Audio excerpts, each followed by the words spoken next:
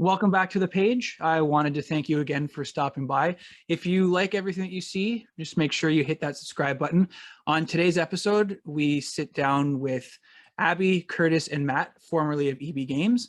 It's a reunion of sorts, as they haven't really seen each other since the lockdown, as well as we're going to be talking the retail life part deux, or Deux, or however you say two in your language. But it was a lot of fun to record this episode, and I hope you enjoy. All right, so welcome to another episode of the Northern Nerdcast. I'm Brad, and joining me is Matt, Abbie, and Kurtis, all former employees of EB Games. So this is the retail life part deux, part dos, whatever you want to call it. This was actually, Matt, were you drunk when you sent me that message at like 1 a.m? Yo, we should do the retail life part 2. I'm just like, this is the most random thing ever. Well, no, because I was actually, it came up on my like suggested YouTube videos, and I actually forgot that it was like on YouTube, and I watched it again. I was like, yeah, this is awesome. I love just seeing Kurt again and seeing everyone. I was like, yeah, let's do another one. So that's what I messaged you. It's all good. He was excited to show off his new Hawaiian shirt. Yeah. Always wearing those. The pineapple in the background too. Yeah. Okay, so I just got to ask everybody right off the bat, because I saw the most disgusting thing ever, and I think it puts it takes pineapple on pizza off the table completely. Corn on pizza. Have you seen this? The Pizza Hut thing? Yeah, with the KFC. Oh yeah, with like the I wanted to chicken, try the it, chicken. and then I saw what was on it, and I And didn't want it gravy? anymore. No, Yeah, I'm good. certainly don't do Skip that. the corn. Absolutely I don't know. I'll talk, but That's all I had to say about that. So, Yeah. I mean, 3 employees and myself, I guess, former employees, but I was an honorary employee. You wish, bud. Yeah. 3 onyxes deep. At least I didn't have to get up at 1 o'clock in the morning to go deal with a break-in. Oh, we're going right into it, are we? Yeah, we're diving right into it. Well, as the story goes, okay. Well, we could talk about like the first one. The first one was like very, very shocking. So, which I realized actually I learned from the Greater Sudbury Police Service. The reason why ours got broken so regularly is because the access to the highway, because it was like literally like 25 feet from like a major overpass. And then you can get right out to, you can go west or east or to Toronto. You can like jet down the highway. So when I got the alarm call at the first one, was probably like 1:30 a.m. The alarm going off. And we had it before where like you have to set the alarm before you leave the building. Sometimes like if you don't set it in time, there's like a timer and it starts going off because it wasn't set properly or whatever it was. But this time it was like super late. So please attend the location, right? So I go there, and as soon as I drive up, you can see the front door. The top was divided in like a top pane of glass and a bottom pane of glass, and the whole bottom was gone. Like it was all caved in. And as I walked up, you could see a car jack on the ground inside the store. So obviously they took the car jack and threw it through the bottom, and all the guys crawled in. And they left it there, right? They did, yeah. They left it, yeah. And they also left a lit cigarette on the counter every time, yeah. Yeah. So luckily at that point we only had like pre-owned consoles like out on the front. They took all those. They took like some stuff off like the counter, like some bullshit, whatever it was. And like it was, I think the accumulated total was like maybe like, I mean, it's not nothing, but it was like 9-10 grand worth of stuff. And then so the police come, they kind of go, okay, well, this is what happened. They actually dust for fingerprints, which got nothing. And then they're like, okay, well, I'll see you later. And then they just left. And I'm like sitting there with like a broken window of a store and just like kind of like, what do I do now? So I like call the loss prevention for EB, and they're like, yeah, you just got to wait for a new door to get installed. So, 8 hours later, I'm still at the store. And the guy comes with a plank of plywood to drill into the frame of the door. And I've been a plywood door for like a week until the new door got installed. So that was the first of many break-ins. But it was just like, it was just like the breakdown of like management. Like nobody, it seemed like the only people who gave a shit were us, like the people who were actually working there. You know, we have to accumulate the loss and like what it all was, and you know, like dealing with the local police and all that stuff.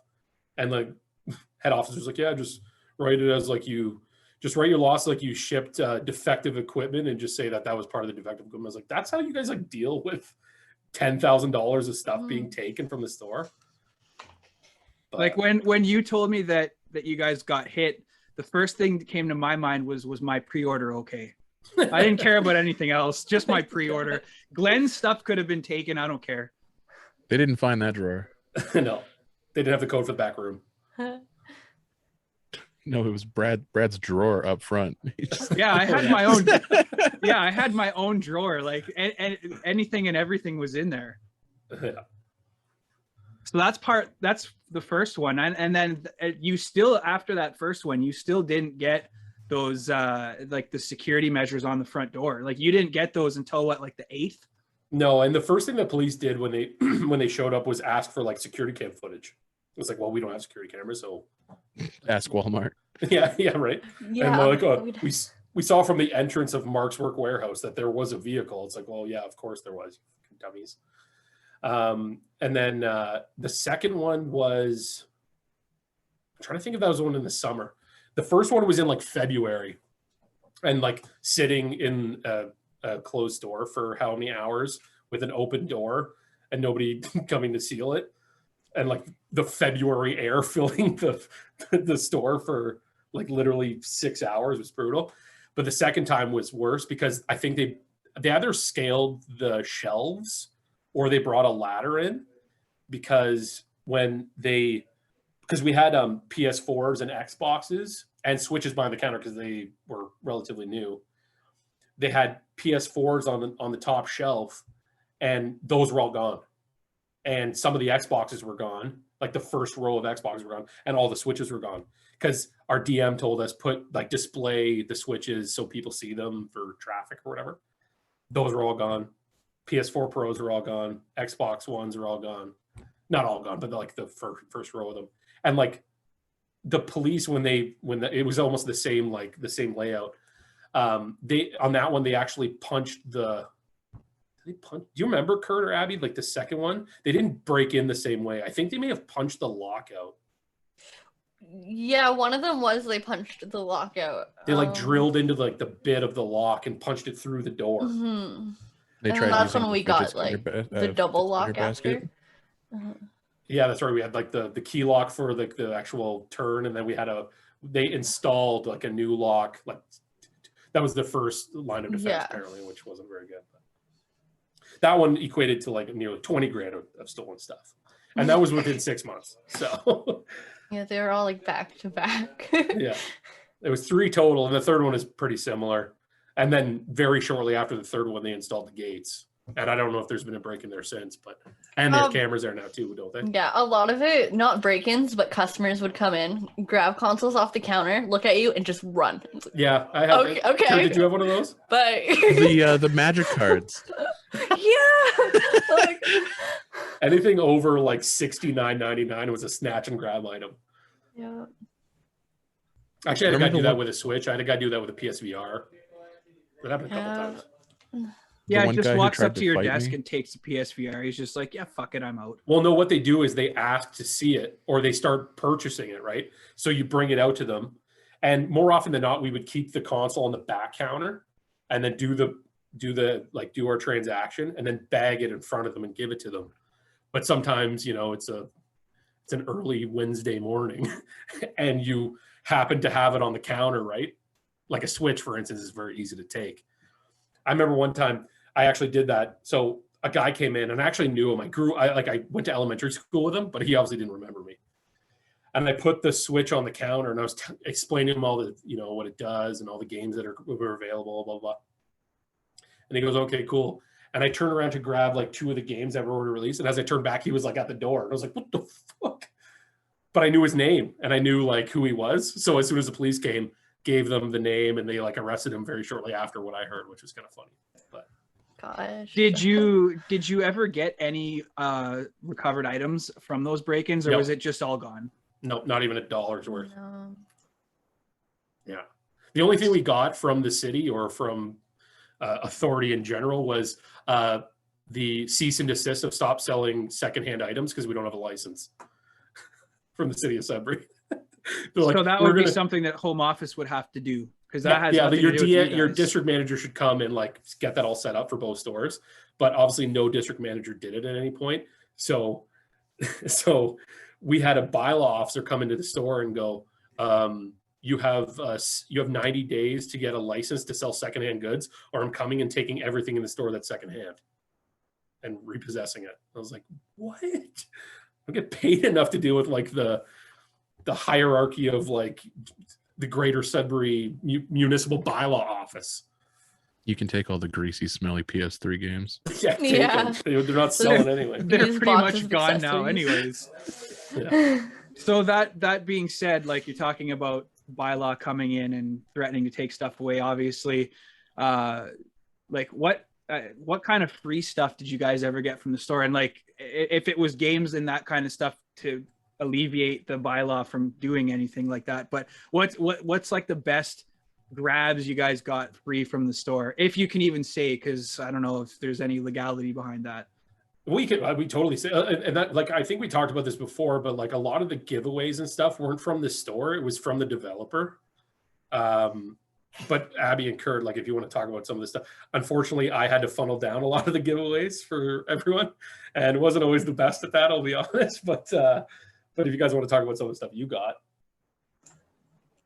Yeah, like some companies, they would send like a box every month, like Xbox. They would give like little loot items. Nothing too cool. It'd be like stress balls, stickers, Freezies. gingerbread Fidget house. we got spinners. freezies, fidget spinner, so a bunch of little stuff like that.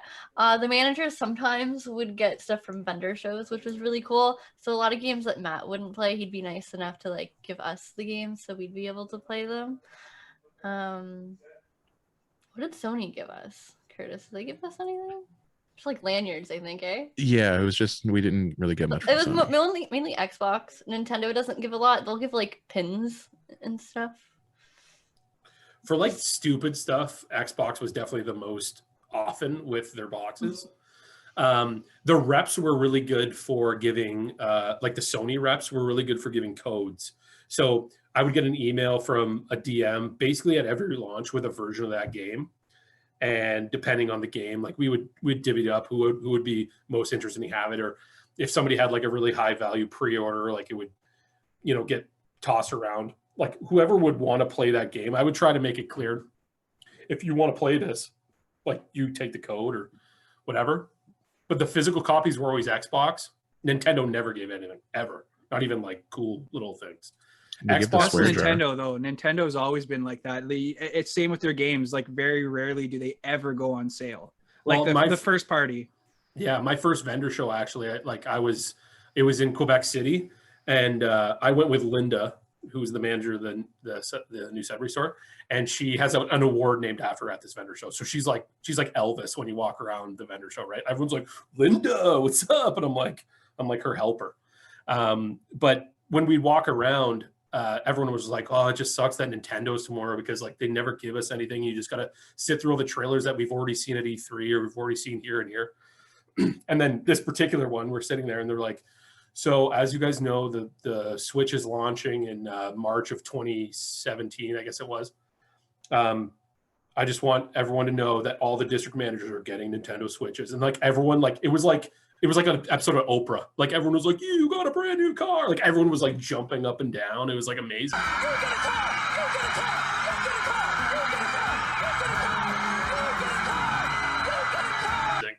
And it was like my second day at the vendor show, and I was like, this is what we do here.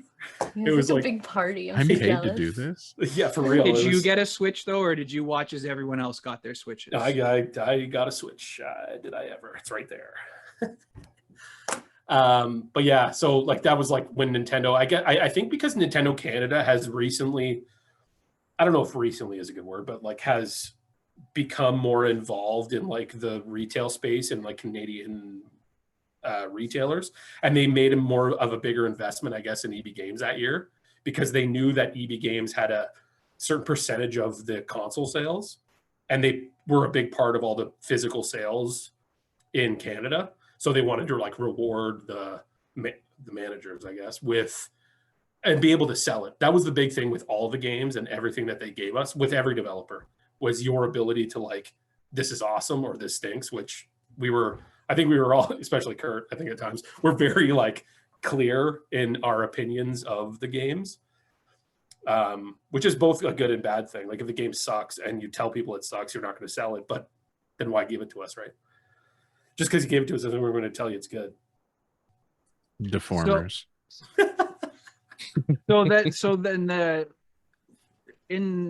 I'm gonna make you guys pick one for each year. Favorite game for each year that you guys were at the store. Oh shit, Abby, you're in trouble. I don't. Oh my god.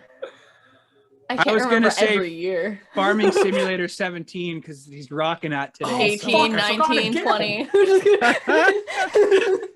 Did one job. God damn it.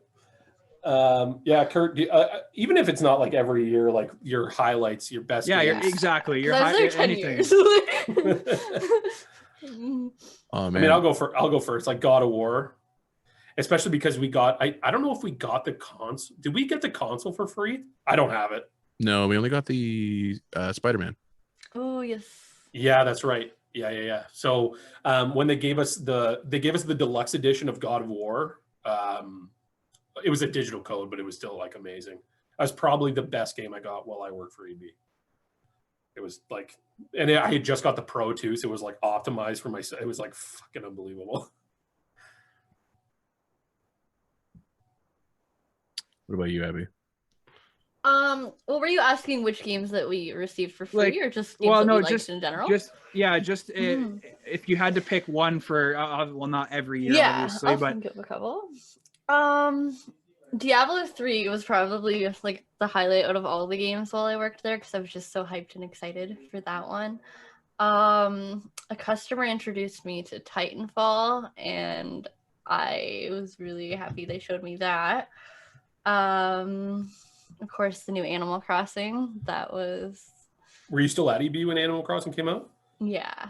It was right when like COVID hit too, so we were able to get our game, and then they closed. So it's like they stayed on purposely just for that and Doom. Well, we made like didn't EB make national news for staying? They were supposed to close. Yeah, the people were pissed, but I wanted my game, so I wasn't mad. Even Doug Ford went on air and said that it was ridiculous that EB. Like they showed pictures of lines in Toronto of people literally lining up for Animal Crossing. And like when I was in Thunder Bay, there was a huge line for this. And I'm like, what is going on? We're supposed to be shut down. And one store decided not to listen to anything. And it was just like, fuck everybody. We're just going to stay open and everyone's going to get sick and die. Yeah, like downtown Toronto, a line of like 300 people waiting for the game. Yeah, didn't they have some mechs at some point too? Was it for Call of Duty and they had a tank drive down in Toronto? No, I'm pretty sure they did. Advanced Warfare. You should try and find that, yeah. It was actually Farming Simulator 20 and Kurtis was the flag bearer. It was a John Deere. John Deere. Yeah. Or what was your favorite game in the full, what was 4 years? 3 years? Well, honestly, the game I jumped on probably the most actually was Titanfall 2 when that jumped out. And I was like, nothing has ever made me want to buy things around video games before, but when they were like, every bag of Doritos you eat, oh my god, can a Mountain Dew you drink for Halo, I get a spent skin, so much. and I was like, oh fuck yeah. Yeah. I mean, the Switch launch when we were all there too, right? Yeah. I mean, as much as the games were like, the Switch launch was like insane how busy it was, and like Breath of the Wild is probably in my top 10 too of favorite games ever. Like that was like unbelievable. It got actually wrapped up in the hype, I think, of the launch. Not wrapped up, it was like one of the only games available, but I think because everyone was like the new console and they're seeing what it could do, it took a while for people to realize how like deep that game was. And like I'm a Zelda diehard, and like the Breath of the Wild, like quickly like jumped the list, like maybe second Zelda game ever of all time on my list. And the fact that I picked God of War over that is like insane, but it's because God of War I think is better. But the Switch launch generally was like humongous for us. It made us, because it came out in the spring, like about this time actually in 2017 or whatever it was. And it was like Christmas. It was like the holiday season had just started. Because every day it was like, I think the weekend that the Switch launched, I think every day the store did like almost 12 grand in sales. It was like insane. We had like 500 consoles at launch. It was nuts.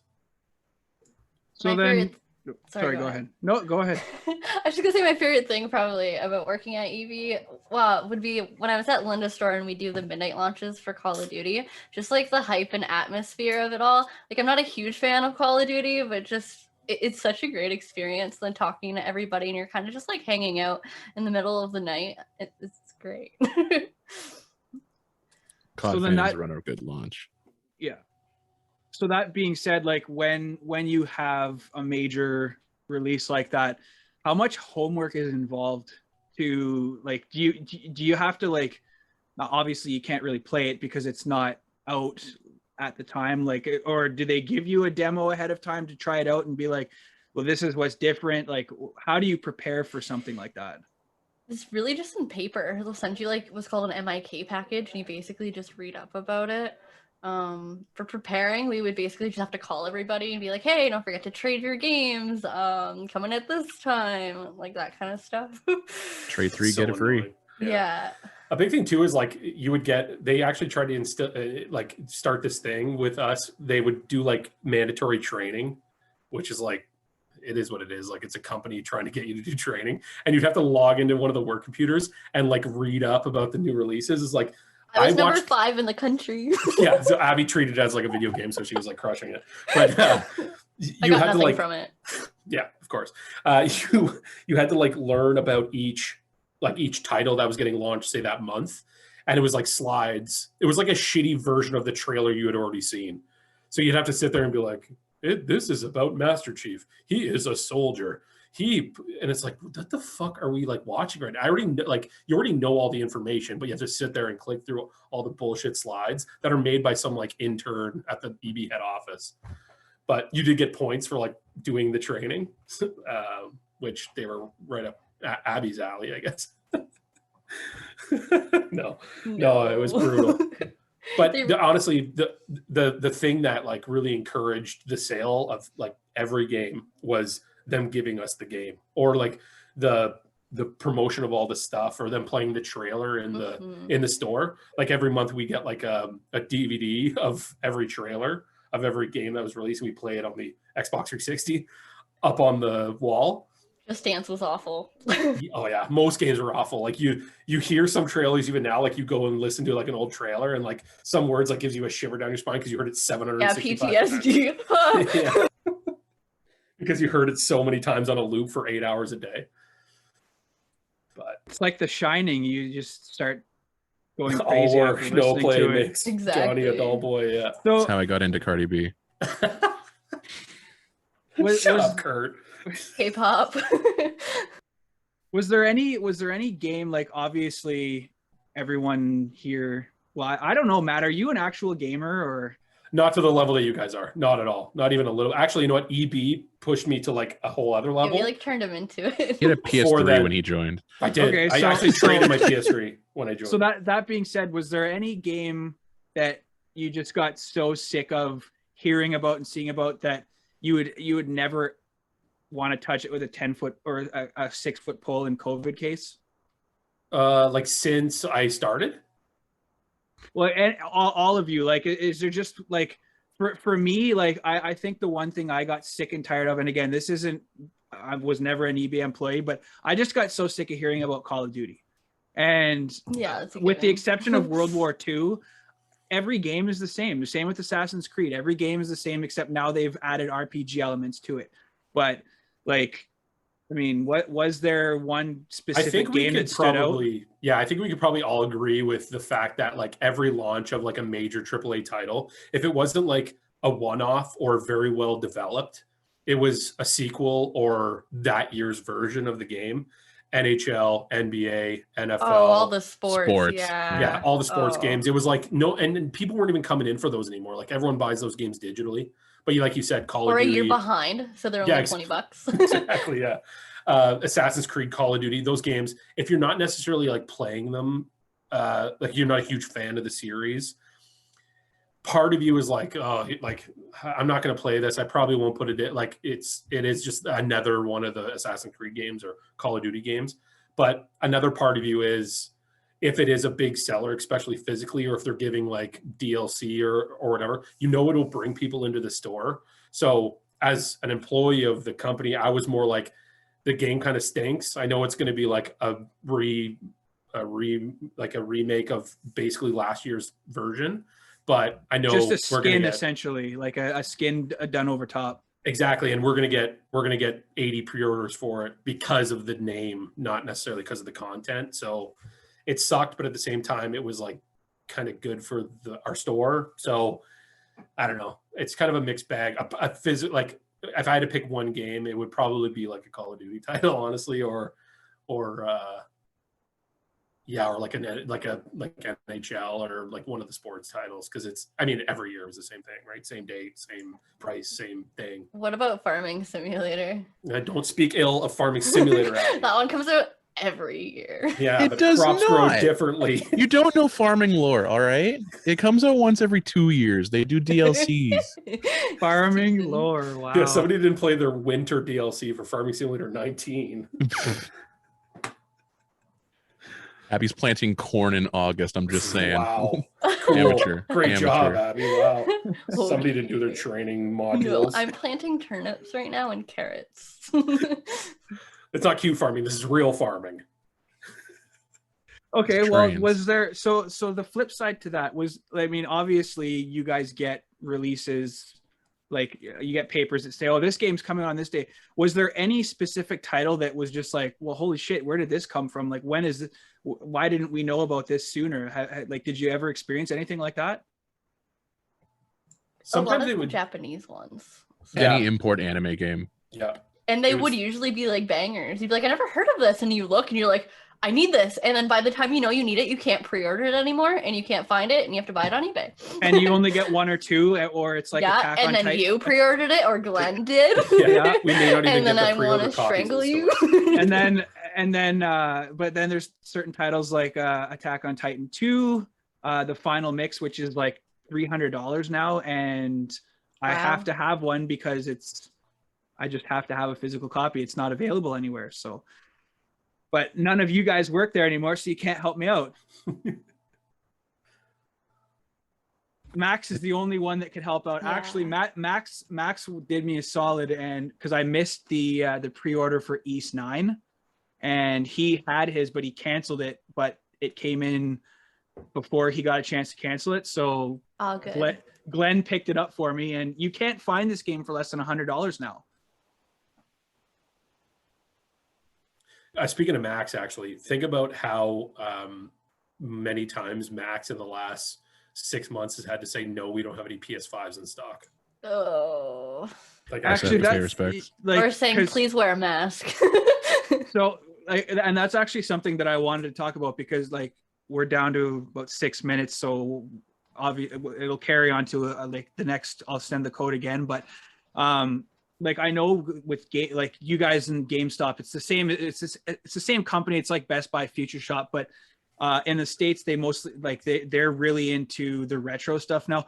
Why did EB never really do that after, like you get the PS2 stuff, and I'm sure you still must have had people come in and say, hey, are you guys like selling Final Fantasy 7 on PS1? Oh, like yeah. like but GameStop in the States is doing that like crazy, and that seems to be up next to like pawn shops where you can find all this stuff. Like, was there ever any reason why EB didn't follow suit? I think it was real estate. I think it came down to we swapped directions so hard in like from 2015 on, where it stopped being more of a game store because of the online like download culture. Nobody wants a physical anymore, so we have to shift profit, and it just turned into a toy store. So to add more shelving for retro games and that, it didn't make sense. It wasn't possible for the real estate we had. Yeah, and when I first started in 2016, they had a PS4 section, an Xbox One section, a PS3 section, an Xbox 360 section, 3DS, Wii U, DS. Yeah. There was like every wall basically was a game, and then there was like maybe 8-10 feet of like toys essentially. And by the time I left, there was an Xbox wall, a 6-foot Switch section, and a PS4 wall. Mm-hmm. And Now it's all toys. Exactly. Yeah, there's So like, that speaks to what Kurt said, right? It wasn't necessarily it's not necessarily that they don't want to support the retro games. It's more that it was a matter of what makes the company money hand over fist more. yeah. And I think that's the Hatchimals.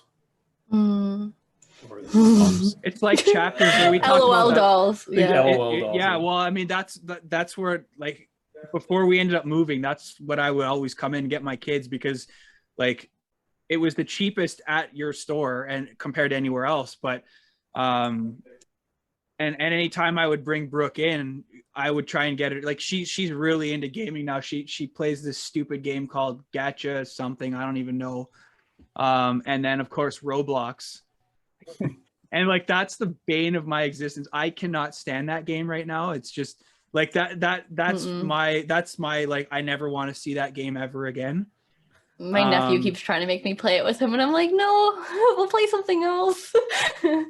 Like she's big into Animal Crossing and all these different games, and she really likes that whole Mario expansion that they just did. But every time I go see what she's doing, she's playing Roblox, and it drives me nuts. Actually, Brad, I got a very general question for you as a dad, because I'm very close to being a dad. Your kids with Mario, is that like it's evergreen for kids? Like you get to a certain age and every kid loves Mario? Put it this way. My daughter, one of her favorite movies is the horrendous Super Mario Brothers. Like the live action? The live action. It was great. And we talked about this in a previous podcast with one of my other guests. You could just call it like Super Steve Brothers. Like it had absolutely nothing to do with anything Mario. So, but like she loves it. We have to watch it at least once a month. So like I never found it on Blu-ray, so I have a feeling my DVD copy is gonna wear out soon. But it's so if they don't go Mario, it's gonna be either like everything Animal Crossing or Sonic. That's why, I mean, Nintendo is kind of like perfect for that too, because with the launch of the PS5, I was gonna go in and just like dump everything I had to get the 5 to not have to pay anything for it.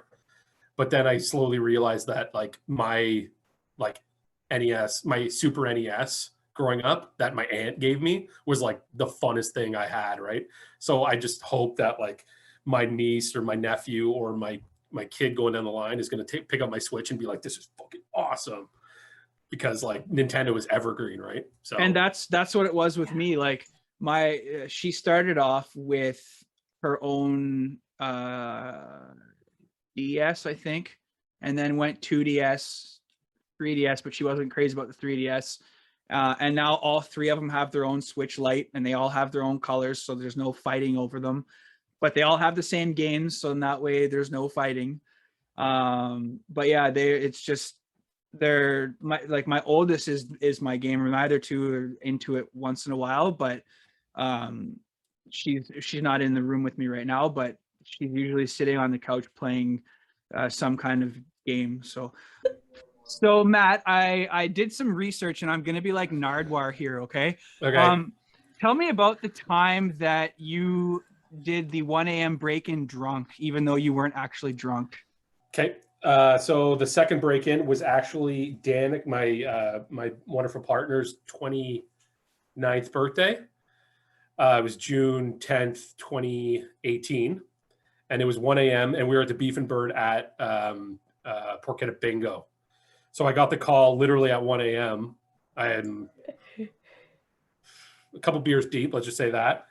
And they're like, yeah, the store's currently being broken into. We heard on like the because they can get like in-store audio from the security, and they heard like the smash and all that stuff. They're like, you know, we've already dispatched police, so you meet the police there. So I had a cab from the beef to work, a couple sheets to wind, and I had to like stay in the store, and I'm like passing out behind the counter. It probably got broken into again. I don't even know. I like passed out behind the counter waiting for the door to get installed. They were trying to get all those farming simulator 17s. Well, no, Kurt already had them all sold. They were Yeah. they were gone. Yeah. He did. Well, then they were upset that they didn't have farming simulator 17. Well, if we're talking shop right now and talking a little bit of like oopsie daisies, how about you ask Abby about when she burned her Let's Go Eevee Switch? I got the video still. Okay. Let's hear that story, because that tops a drunk manager story. Yeah, I guess It's a lot more so. expensive too. I usually don't put screen protectors on my products, but I think I was gonna just get one because it was a limited edition Switch. But it was plastic, so I put it on and there was a couple bubbles and they were really bugging me. So I had the idea thinking, hey, if I like heat up something, maybe it could like smooth and push out a bubble. So I took a paper clip and heated it up with a lighter. Hey Curtis, Kurt, is go this a ahead. good idea? No, Abby, that's a bad idea. Okay, yeah. Okay. Yeah. Yes. So I warmed up the paperclip, and then I started pushing the bubble out. And then after I did that, I realized that I melted my screen because I didn't click in that the screen's actually plastic and not glass. So there's a little melt mark on the screen of my Switch. Yes. Okay, so that's 2 of 3. Curtis, what's something stupid that you've done? What is it? I'm just gonna love you. Someone, Kurt was always the one to first roast you too. Kurt was like the cool hand Luke. Anytime something went wrong in the store, everybody would say, "Well, Matt." That's true. That is true. That was just the Shit thing. rolled uphill.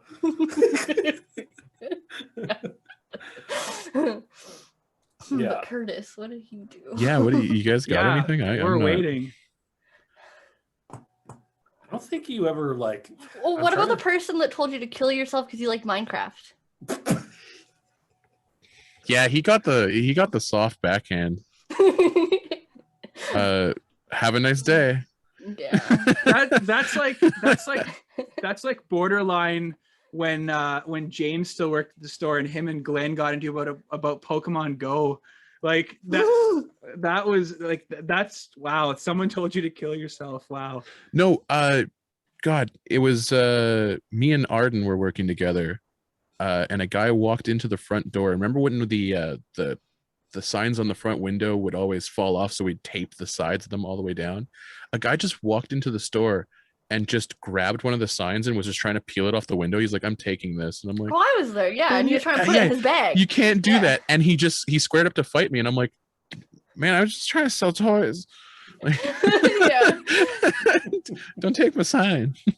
I remember one time, I don't know if this happened to you guys when you were opening. It was when NBA 2K18 was coming out, and we had a life-size standing poster of LeBron James. So it was like a standee, they call them, but it was his actual height. So I think it was like I think it came out in September, and we had been broken in that June. So I was like on high alert every time I walked in.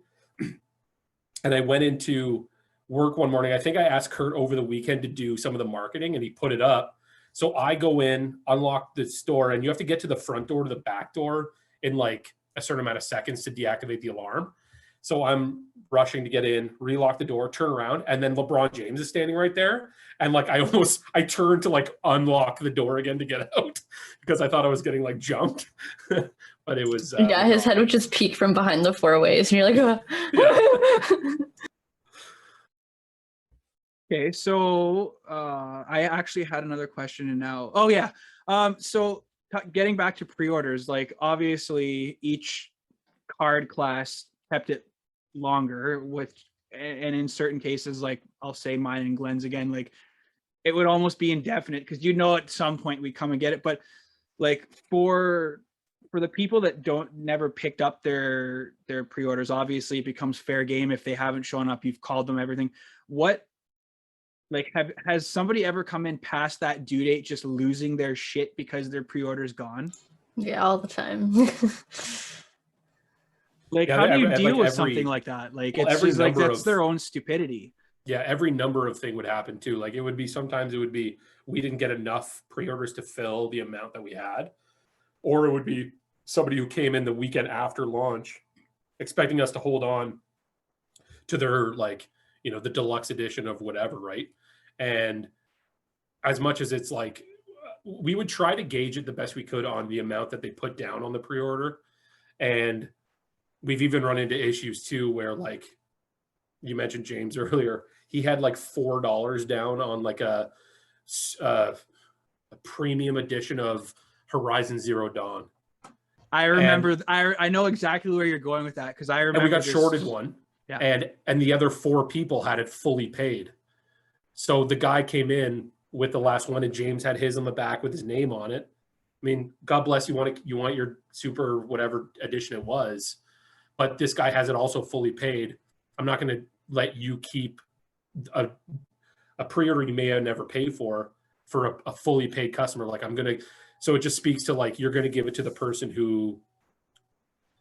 the customer who I don't want to say deserves because that's not the right word, but you know what I mean, right? The person Money who has talks. it full paid. Exactly.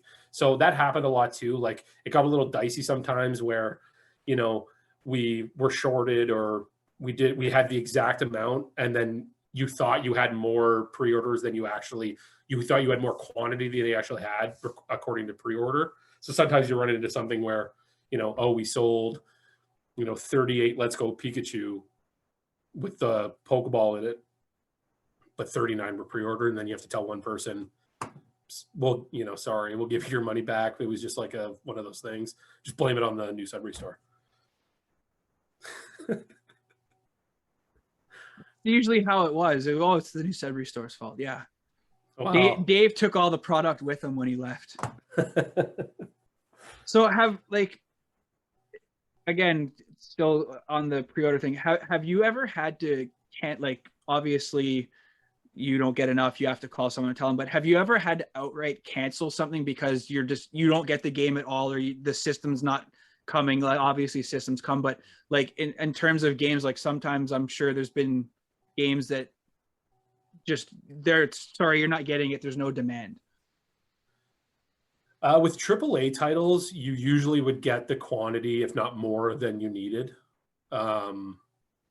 Usually, like with the lesser known titles, you may run into that 1 or 2 times. Like, say there was 3 pre-orders and you got 2, you may see that too. You would kind of be hoping on, say that's a Thursday launch or whatever. You'd be hoping by Friday they didn't show up, and then you could say, well, you could kind of hope that they didn't.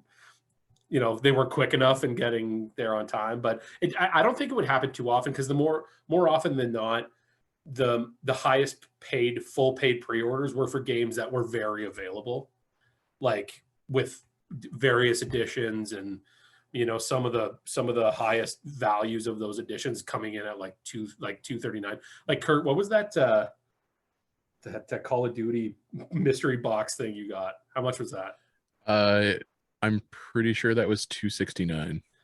So it was $269.99, and we got it because, and Kurt ended up. Did you pre-order it, or we have an extra because of a cancellation? No, I pre-ordered every collector's edition for Call of Duty. Right. So like sometimes you would see like pre-orders come in, and they would get canceled because of the high value.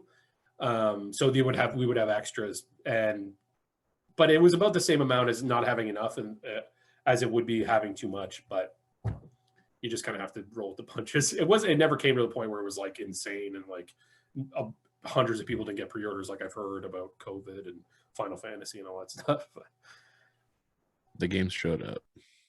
Yeah, 6 months later. No, I meant pre-COVID. Yeah, they would open the store for fucking Animal Crossing, but not Final Fantasy VII Remake. Go figure. Well, apparently Doug Ford is an Animal Crossing. He's not an Animal Crossing fan. He is a Final Fantasy fan, though. You could tell just by he has the blonde hair, kind of like Cloud, and maybe if he spiked it, he would have done better. He looks like a fat Cloud.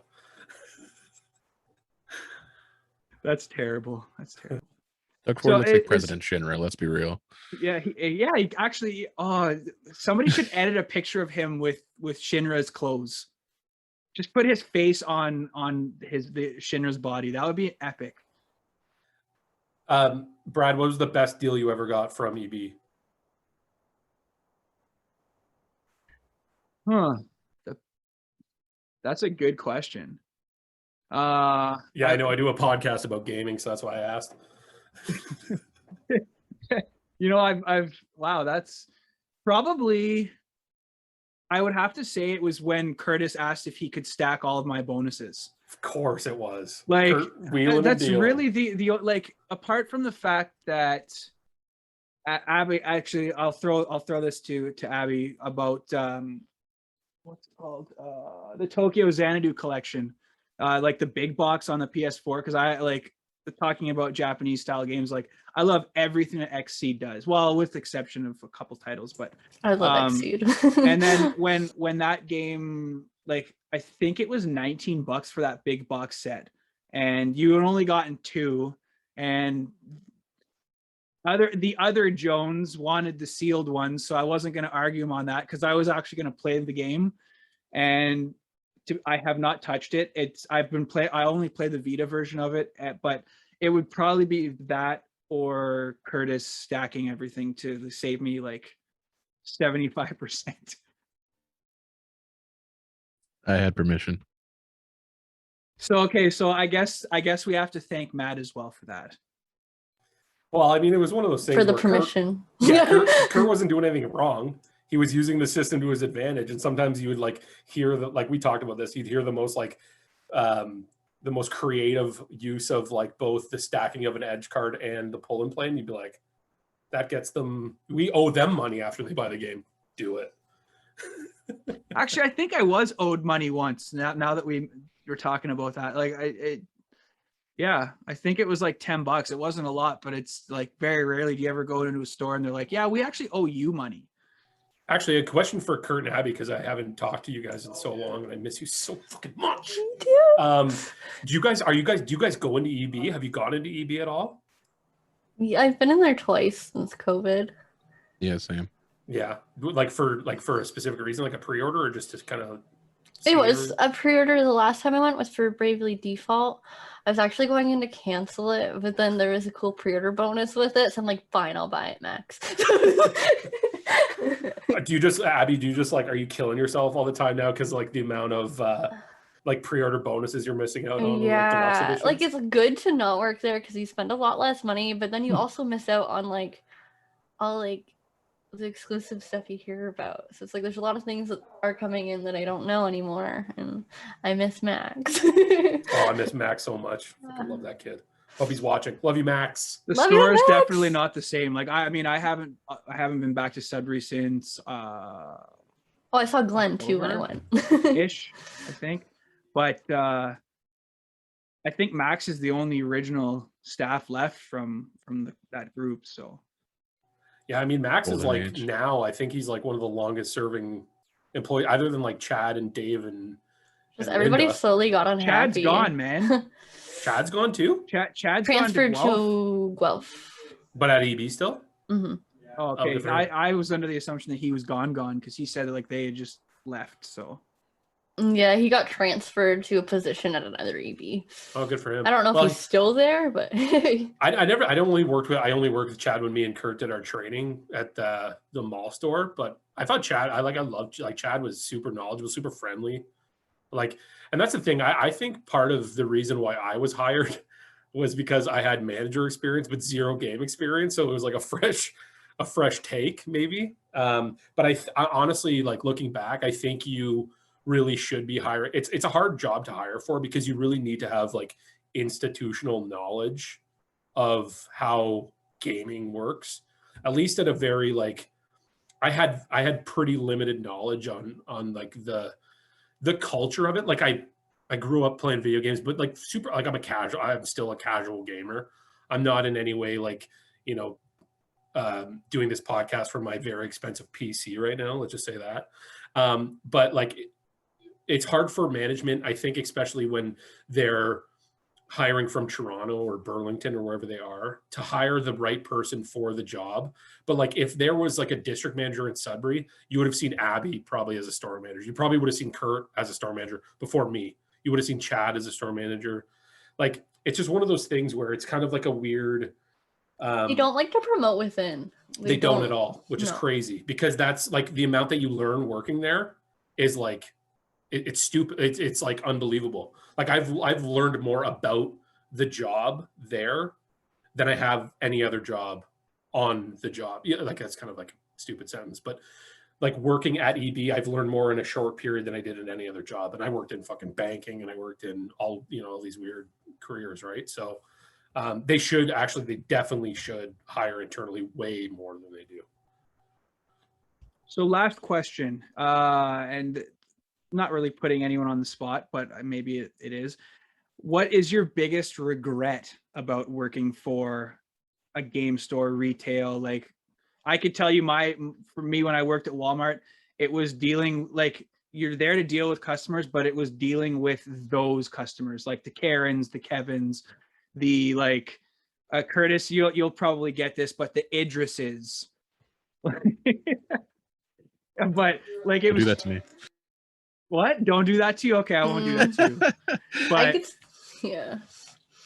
Go For ahead. me, I could say that I really loved the atmosphere. It was probably the only place, like, it helped me become more open with myself, and I really liked the atmosphere, the employees, especially the regular customers. I loved all that. What I didn't like is I didn't feel valued by the company itself. I kind of just felt like a number, and I did a lot for this company, and I feel like I put too much of myself into the company with nothing in return, because even when I left, they took me out of payroll early, so I wouldn't get paid for holiday pay that I should have got paid for. And that really hurt me, because I was there 10 years, and it's like, oh, okay, well, bye. Like, yeah. I mean, kind of piggybacking off that, I would say that coming from kind of a different perspective is that, like, that exact thing, not giving the people who do all the work, do the real work in the store, not giving them the credit, or not fighting for the credit that they deserve. Yeah.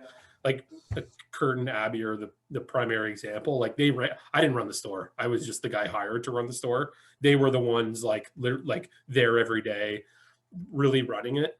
And it's true. They don't hire from within. They don't, there's no like real local support. There's not even any sort of recognition. So a lot of people sort of suffer. You fall into the wheels of the big machine that is EB Games with, 6,000 employees or whatever it is, which is unfortunate for people like Abbie, right?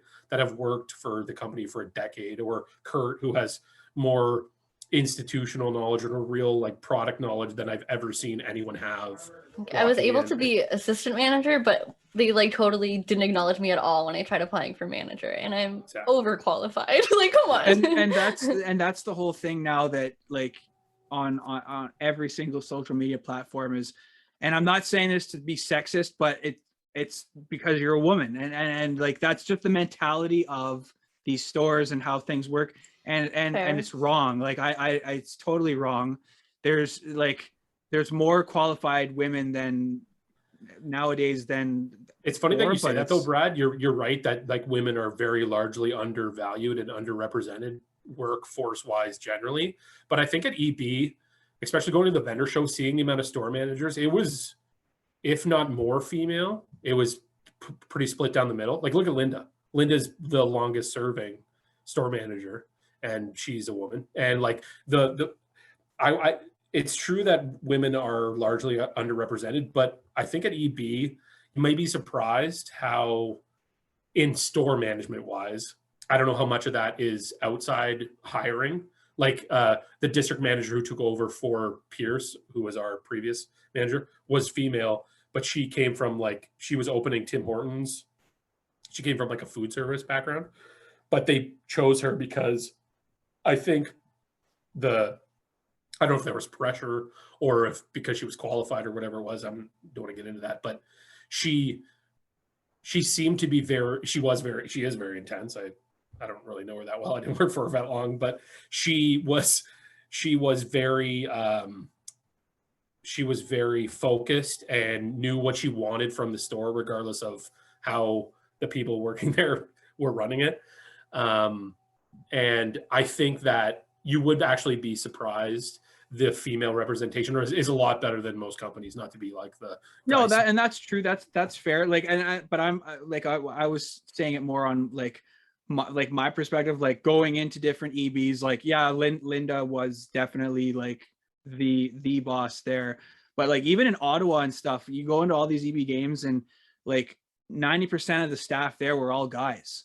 And it's almost like this stigma. Like you see a couple like there was that show they did What Would You Do, where they were in a game store and all the actors were making fun of this female employee because, well, why are girls playing video games? Like there's just this stigma behind, well, women can't do things as good as men, which is absolute horseshit.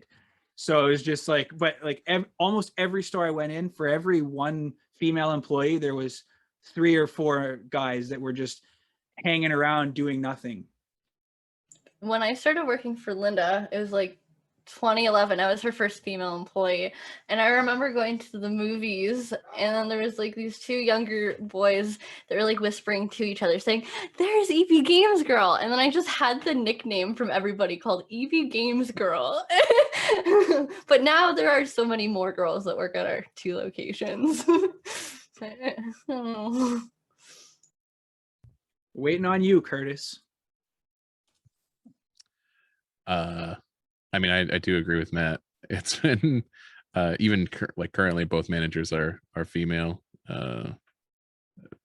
I did run into a few times, even working with Abbie, where someone would walk up to her and ask like the same thing. It's just like, "Oh, is someone here who could like answer a question about this video game?" It's like, I hate that so she's much. the one who plays Yeah, it. they come up to me. There's somebody here that knows about Xboxes, or they'll ask me, not like my answer, and then go to Curtis, and he'll While be you're like, "I wearing don't an know, Xbox Abby, shirt? what is this?" Like they'll ask me the question. I Well, it's only funny- have a Twitch channel. I know nothing about video Well, it's Yeah, funny too, when they- I first started at the Like South I know End, more than most of them. yeah, when I first started at the South End location, it wasn't like the management that trained. Abby fucking trained me. Kurt trained me. You know what I mean? Like Abby was the one who would be like, I "Okay, well, put this too is." much into that company. As much as like you talk about regrets too, and it does suck to don't. feel like Yeah. you regret it. It was definitely, like we talked about this in the last show too. Like it was definitely the funnest job I ever had. Like you literally need to like from the outside look at it. Like we worked at a toy store together. It's like And I was who like, you worked with really that matters. That's the big thing too, right? The funnest part about it wasn't when customers were there. It wasn't launches. It was when there was nobody in the store and we were all bullshitting and like Just our talking about personalities went really well. And we're all really and silly. like we were a really good like the fact that the store operated on basically 4 employees for almost 3 years, that says a lot. Especially like a retail space. Like how do you operate a store with 4 people? And we did it. Like I think that's like speaks a lot to like the teamwork that we all had, right? But I don't remember going home after work going like, "Man, I don't want to go in tomorrow." Like it was always an and that's how exciting it ended time up out going. in. yeah. And I don't know if that speaks more to it definitely speaks more to like us and us just enjoying our jobs. But a large part of it is that what you're doing every day is ultimately you're there to like you're just selling things that you believe in, right? Which you don't really get the option to do a lot in a lot of jobs, especially with sales. I've had a lot of fucking bullshit sales jobs where you're hawking a thing you don't believe in, or fidget spinners. When you get the opportunity to sell something that you really believe in or you're super passionate about, it makes your job fucking awesome, I think. And we got the opportunity to do that like once a week at least, right? So Yeah. Helping old people find games was fun. like shopping for a Nona was like one of my favorite You're things. like, what would they like? Oh, they Yeah. play these things with the swords? And you're like, oh, yes. Oh, they like toys? Yes. You want to buy a Nendroid? Super cheap, Nona. Yeah. All right. Well, that is the episode. Unless anybody has anything else they want to add. speak now or forever hold your peace. I just miss you all so goddamn much. Yeah, That's all I me gotta say. too. And I think you should bring in Max sometime. Yeah, for real. And then we Have kick the you out and just have OG an Force ED Squad podcast. with our Suddude The- shirts. But yeah, I'll reach out to him because then like just to see what is happening in the retail world. Oh yeah, How- you'd have a How fresh he's perspective. dealing with like one day you're open, next day I'm not there, but gray lockdown, and like how I think video games in general, like I mean I've always liked games, but like doing this, like recording a podcast every week, like I mean I'm literally in the middle of nowhere, so like playing games and stuff it keeps you grounded regardless of what other people say, like, oh, video games is like a drug. Like, yeah, it is, but at the same time, like it keeps a lot of people grounded. So Kept me going. but anyways, we'll end on a not sad note. So I appreciate all of you guys taking the time to come out, and well, like I said, we'll definitely get everyone back together and hammer down a time. Max is really bad for responding on Facebook Messenger. I don't think like, he's posted Or on text. like any social media since like 2016. So I think so you're not like alone on that. I'll send him a message and he'll respond like a week later. Yeah. One of us is have to get physically Just go into the ED. store and ask for his number and text him. Yeah, I can't for go real. into the store. Call the store. Oh, Yeah. call the store. It's Maxon. Yeah. Also, do you Yeah, have but PS5s? He's usually the only one that ever answers the phone anyways. So There you go. I'd just be like, hey, you want to do a podcast? Who the fuck is this? All right, guys. Well, we'll end there, and everybody have a great night, and thanks for coming on. Yeah, Hey, thanks for having us. thanks, It was guys. fun. Miss you. Miss you. Bye. Bye.